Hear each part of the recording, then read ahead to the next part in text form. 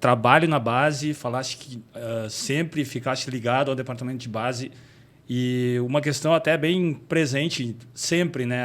Quando a torcida vê que um guri promissor entra no time, e aí a gestão dessa entrada no time, para vocês dois a questão, assim, o que é necessário para ter uma transição boa da base para o profissional? Deixar o Felipe falar um pouquinho, depois eu complemento. Pensando assim, rapidamente, eu acredito que um dos pontos é colocar o jogador. Então a gente fala muito que é importante, eu passei isso bastante no exterior também, e no Brasil estão colocando antes, mas às vezes a gente quer um treinador que lance o jogador, e aí o treinador chega no clube e ele não quer colocar o jogador. Então ter essa cultura do clube, eu acredito que seja importante, que às vezes ele precisa dar a oportunidade. Evidentemente que há um processo de maturação dentro dele, e a paciência com esse processo é fundamental. Existem momentos, evidentemente que o futebol é feito de momentos, mas eu participei de um processo, inclusive no Paraguai, que chegou longe na Libertadores. Eu fiquei quase 3 anos, eu saí um pouco antes, que foi lançando os jogadores, mas não abrindo mão dos referentes que eram... chegou na semifinal da Copa Libertadores com um time muito modesto, mas esse projeto, o treinador ele colocava os jogadores e ele ia dando minutos para os jogadores, entende? E às vezes se desgastava um pouco, ele cuidava desse jogador, tirava, mas o jogador voltava no processo, e ele ia ganhando continuidade. Vai dando minutagem. Vai dando Felipe, minutagem. E aproveitando o teu conhecimento, por exemplo, porque eu acredito que ainda hoje, até pela questão que tu falaste da maturação, esses meninos na nossa época, eles entravam com 19, 20 anos. Hoje eles entram com 16, 15, em alguns casos, né, quando são diferenciados, 17. Como é que é essa questão de correlacionar a maturação do trabalho que se faz na categoria de base, trabalho físico, com fazer esse link com o profissional? Porque a gente sabe que nem sempre o rendimento que ele vai ter na base, ele vai ter no profissional. Raríssimos são os casos, pelo menos na minha opinião. E como é que é esse link da preparação física para com esse tipo de atleta? Tu vê, essa é uma pergunta interessante, né, Felipe? Eu acredito que... bom, a gente tinha conversado antes que a gente ia falar desde o início, né? Então, voltamos lá na minha formação. Eu sou professor de educação física, mas eu fiz minha especialização em fisiologia do exercício e o meu mestrado em fisiologia do exercício. O mestrado, que foi um sanduíche aqui da Federal na Espanha, com uma universidade, a gente fez exatamente ver o nível de maturação e de força e de testosterona nos atletas. Ah, que show, hein? E aí, o que a gente constatou num primeiro momento na categoria de base? Os jogadores menos maturados, eles estavam com maior cortisol.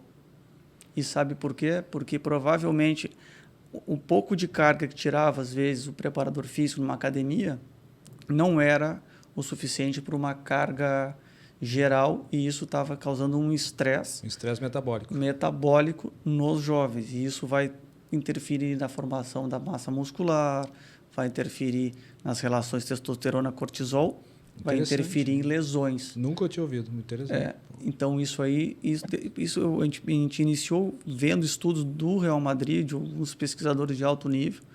Não tínhamos condições de fazer as análises genéticas, mas utilizamos as análises, além de parte de composição corporal, de salto, de potência, as análises hormonais por saliva.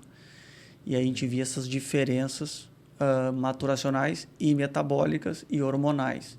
Quando chega num time profissional, por isso que eu digo que essa é mais do que antes era a multidisciplinaridade, a interdisciplinaridade, e agora é a transdisciplinaridade. Exatamente. Que está tudo andando de uma maneira correlacionada. Então, essa área é minha, essa é tua, é um pouco difícil de dizer, porque elas se encontram, né? Elas se encontram e tem que Nós haver uma interação. Nós entramos numa musculação, eu, o preparador e o fisioterapeuta, eu quero fazer um exercício e tu vai dizer para mim só um pouquinho, se ele fizer exercício, tu pode desenvolver a potência, mas amanhã ele não joga porque o tendão dele está sofrendo tal situação.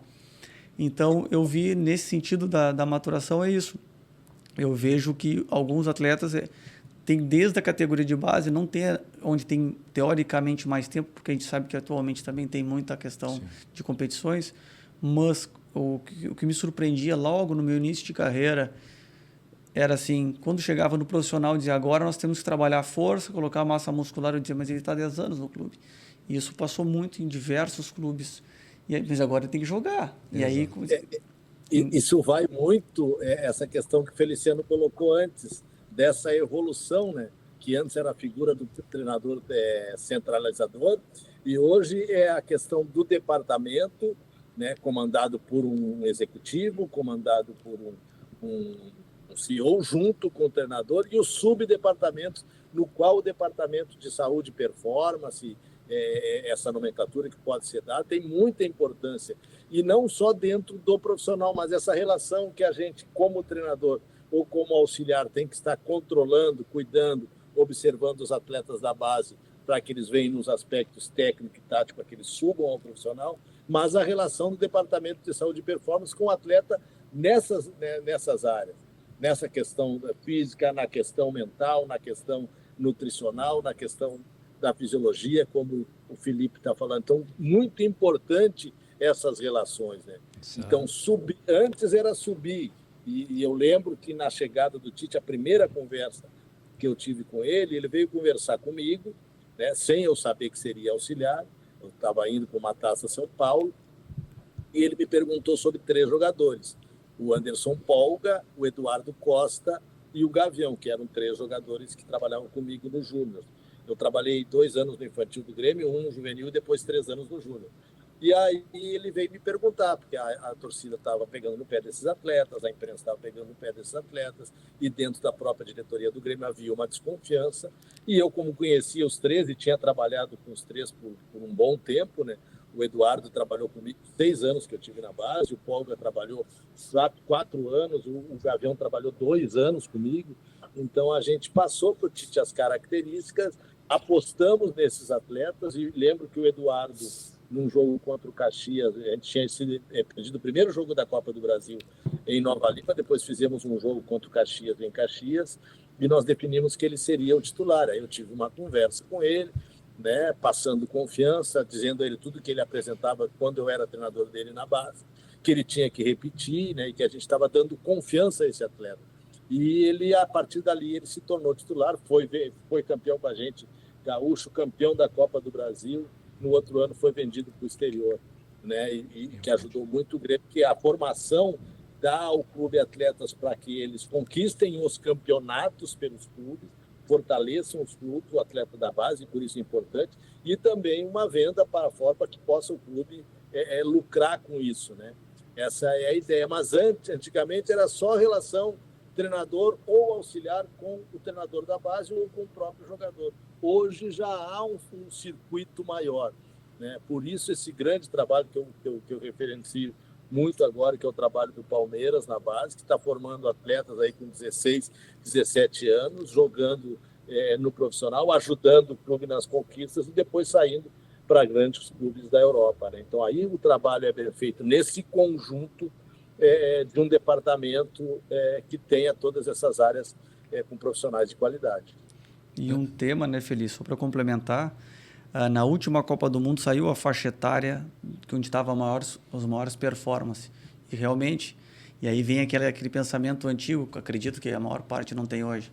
Ah, não, os jovens aguentam mais carga de trabalho, ele é novo e ele vai suportar a sequência. Exato. E os melhores não estavam na faixa etária desses mais jovens. As maiores performances, eu não recordo exatamente a faixa etária, mas era uma fatia ali de média idade, Sim. onde já estava em desenvolvimento bem as suas características físicas, suas capacidades físicas, e não estavam em decréscimo, mas tiveram todo o processo de formação. E aí, gostou do vídeo? Se você quiser ver outro corte, clica aqui. Se você quiser ver o episódio inteiro, clica aqui. Um abraço!